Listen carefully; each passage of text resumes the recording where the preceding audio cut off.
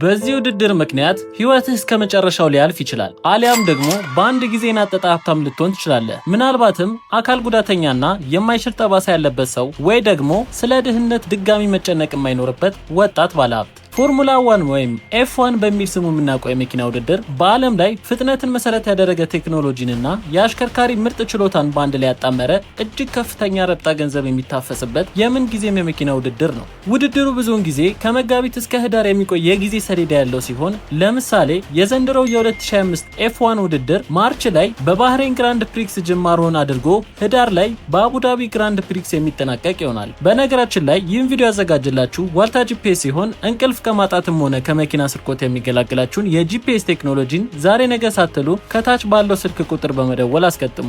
በዚህ ውድድር ላይ አንድ አሽከርካሪ ውድድሩን ሲያሸንፍ ከቡድኑና ከስፖንሰር በስምምነት በጠቅላላ ከ100,000 እስከ $1 ሚሊዮን የሚያደርስ ቦነስ የሚያገኝ ይሆናል። እንዲሁም በአመቱ መጨረሻ ላይ አንድ ተወዳዳሪ ወርልድ ሻምፒዮን የመሆን እድሉ ከገጠመው ከቡድኑና ከኤፍ1 ድርጅቶች ከ10 እስከ $20 ሚሊዮን የሚደርስ ቦነስ ሊያገኝ ይችላል። አጀብ ነው። ታዲያ ነገሮች ሁሉ አልጋ ባልጋ አይሆኑምና በዚህ ውድድር ላይ እጅግ ከባድ አደጋ ሊከሰት ይችላል። ተወዳዳሪዎች በሚያደርጉት ከፍተኛ ትንቅንቅ ውስጥ አሰቃቂና አካል የሚያጎድል ብሎም ለሞት ሊዳርግ የሚችል ሪስክ ያለው ውድድር ነው። አንድ ተሽከርካሪ በጣም ከፍተኛ በሆነ እስከ 370 ኪሎ ሜትር በሰዓት የሚደርስ ፍጥነት ስለሚኖረው ከሌሎች መኪኖች ጋር ቢጋጭ የአጥንት መሰበር፣ የአንገት ጉዳት፣ ለሞት የሚያደርስ አሰቃቂ ጉዳት ሊከሰት ይችላል። ይህ በሚሆንበት ጊዜ ታዲያ ጉዳቱን ለመቀነስ መኪናው ላይ የተገጠሙ የተለያዩ ሴፍቲ ፕሮፐርቲ ስላለው ምናልባት እሳት ቢነሳ እንኳን ቶሎ ለማስቆም የሚረዳ ብዙ ነገሮች በውስጡ ይዟል። ስለሆነም ፎርሙላ 1 በጣም ከፍተኛ ገንዘብ የሚታፈስበት